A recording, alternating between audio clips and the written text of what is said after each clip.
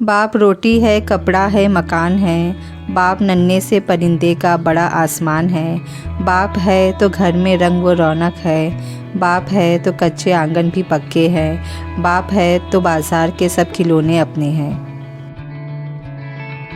ماں باپ کی اصل طاقت ان کی نیک اولاد ہے۔ ماں باپ کمزور، بوڑھے اور بیمار تب ہوتے ہیں جب ان کی اولاد ہی انہیں پریشان رکھتی ہے۔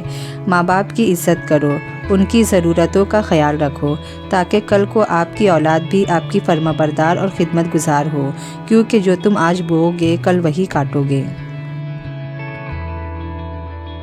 گناہ ہم سے نور چھین لیتا ہے، اور نور بہت قیمتی ہوتا ہے، کیونکہ اندھیروں میں تو انسان کو اپنا آپ بھی دکھائی نہیں دیتا۔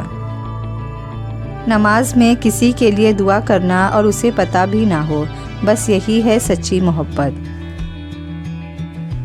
جس گھر کے دروازے رشتہ داروں کے لیے بند رہے، جس گھر میں اذان کے وقت خاموشی نہ ہو، جس گھر میں 5 وقت کی نماز نہ پڑھی جائے، وہاں رزق کی تنگی اور بے برکتی کو کوئی نہیں روک سکتا۔ انسان ایک مسافر ہے جسے ایمان کی کار میں بیٹھ کر، نماز کا اسٹیئرنگ پکڑ کر، دین کا ہارن بجاتے ہوئے، شیطان کے ٹریفک سے بچتے ہوئے جنت کی طرف جانا ہے۔ بہت زیادہ مضبوط دکھائی دینے کا ایک نقصان یہ ہے کہ لوگوں کو کبھی یہ خیال نہیں آتا کہ آپ کو بھی تسلی کی ضرورت ہو سکتی ہے۔ جو جہاں پر بھی اٹکا ہوا ہے، اگر آپ کی باتوں سے وہ 2 قدم بھی آگے بڑھا تو یہ آپ کی بہت بڑی کامیابی ہے۔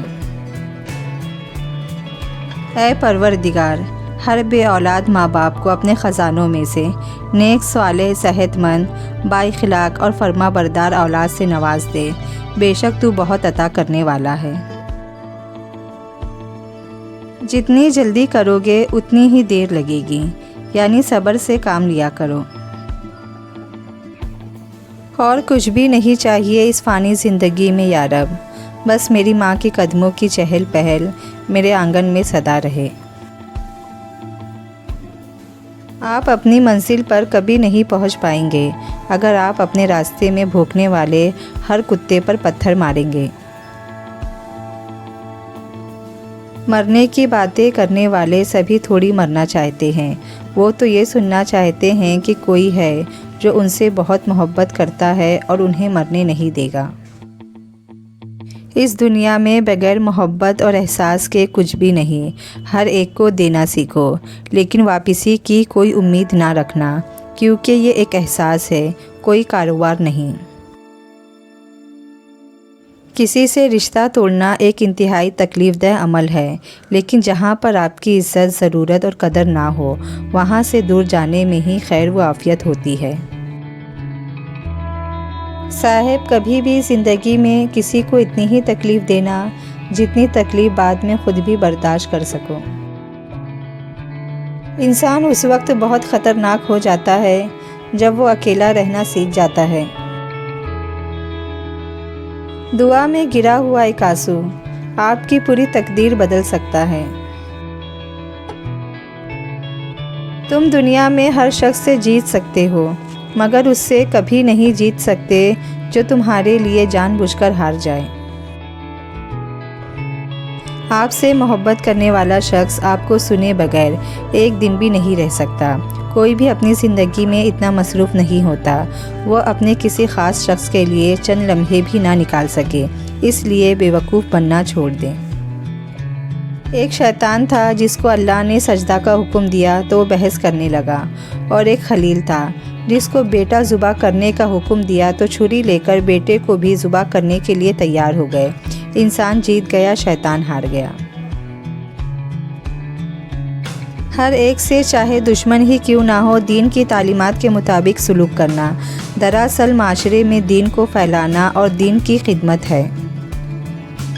بغیر اعتماد کے آدمی لنگڑا ہے، یعنی منزل کا پتہ بھی ہوگا لیکن پہنچ نہیں پائے گا یا دیر سے پہنچے گا۔ دنیا میں کہیں بھی 100% رزلٹ نہیں ملتی، اس لیے اپنے آپ سے بھی 100% کی امید نہ رکھنا، ورنہ مایوس اور پریشان ہو جاؤ گے۔ بس اپنے آپ کو بہتر سے بہتر بنانے کی کوشش کرتے رہنا۔ انسان کار بناتا ہے تو اس کا لوہا پہلے سے زمین میں موجود ہے اور اس میں جو پیٹرول ڈالتا ہے وہ بھی زمین میں موجود ہے۔ معلوم ہوا کہ انسان چیزوں بنانے میں چیزوں کا محتاج ہے، لیکن ایک خالق ہے جو جب دل بناتا ہے تو اسے دل کا گوشت کہیں سے لینا نہیں پڑتا، اور جب اس میں خون ڈالتا ہے تو خون کہیں سے لینا نہیں پڑتا، بلکہ اپنے قدرت سے بناتا چلا جاتا ہے۔ کون ہے کن فیکن کا مالک؟ بے شک وہ اکیلا اللہ ہے، اور انسان جو کچھ بناتا ہے وہ بھی دراصل اللہ ہی کا کمال ہے، کیونکہ انسان کا دماغ اللہ نے بنایا ہے۔ انسان نے کہا کاش میں فرشتہ ہوتا، فرشتے نے کہا کاش میں انسان ہوتا۔ دونوں سے پوچھا گیا یہ کیسی کوشش ہے؟ انسان نے کہا اگر میں فرشتہ ہوتا تو گناہوں سے پاک ہوتا۔ فرشتے نے کہا اگر میں انسان ہوتا تو نبی صلی اللہ علیہ وسلم کا امتی ہوتا۔ اپنی سوچ کا اظہار کرنا آپ کا حق ہے، مگر اپنی سوچ کو دوسروں پہ مسلط کرنا زیادتی ہے۔ زندگی اس کے لیے مت گزارو جس کے لیے تم زندہ ہو، بلکہ اس کے لیے گزارو جو تمہارے لیے زندہ ہے۔ بہت ساری چیزیں آپ کو بن مانگے مل جاتی ہے، جبکہ دوسرے ان کے لیے خواب دیکھتے ہیں، اور اگر خدا کے احسان گننے لگو تو شمار نہ کر سکو، مگر لوگ نعمتوں کا شکر نہیں کرتے۔ کچھ شک نہیں کہ انسان بڑا بے انصاف اور ناشکرا ہے۔ ذرا تصور کریں اگر روز محشر اس طرح لوگ آپ سے اپنا حق لینے کھڑے ہو، ان میں سے کسی سے آپ نے جھوٹ بولا ہو، کسی کی چغلی کھائی ہو، کسی کی غیبت کی ہو، کسی پر بہتان لگایا ہو، کسی کا مذاق اڑایا ہو، کسی پر ظلم کیا ہو، کسی کا مال ناحق کھایا ہو، کسی کو دھوکہ دیا ہو وغیرہ۔ خدا نخواستہ یہ بھی ممکن ہے ان میں سے کوئی ایک ہی اپنے حق کے بدلے میں آپ کی تمام نیکیاں لے جائے، اور باقی لوگ اپنے حق کی تلافی کے لیے اپنے اپنے گناہ آپ کے کھاتے میں ڈالتے جائے۔ لہٰذا حقوق العباد کی ادائیگی کا اہتمام کرے، اور مرنے سے پہلے ہر حقدار کو ان کا حق ادا کرے، اور اگر حق کی ادائیگی ممکن نہ ہو تو صاحب حق سے التجا کر کے حق معاف کروانے کی کوشش کرے، تاکہ قیامت کے دن اس طرح کی رسوائی اور خسارہ نہ اٹھانا پڑے۔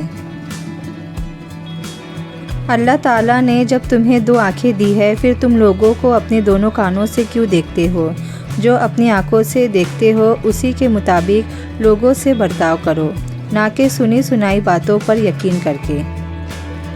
کسی عقل مند سے پوچھا گیا کون سی چیزیں جمع کرنی چاہیے؟ جواب دیا وہ چیزیں کہ جب تمہاری کشتی ڈوب جائے تو وہ تمہارے ساتھ تیرنے لگے، یعنی علم۔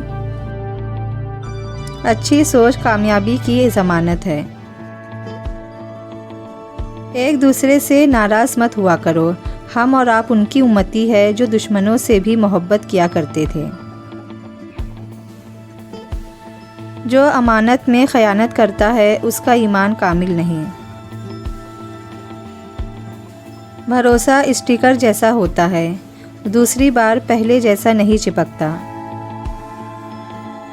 مجھ سے کسی نے کہا حسن کی مثال دو، میں نے قلم اٹھا کر محمد صلی اللہ علیہ وسلم لکھ دیا۔ جو اسلام مجھے فضول پانی بہانے کی اجازت نہیں دیتا، وہ مجھے بے گناہوں کا خون بہانے کی اجازت کیسے دے سکتا ہے؟ مسلمان وہ ہے جس کے ہاتھ اور زبان سے لوگ محفوظ رہے، اور وہ جانوروں پر رحم کرے، ان سے ان کی طاقت کے مطابق کام لے۔ مطلب کی خیرات سے بگڑے کام نہیں بنتے۔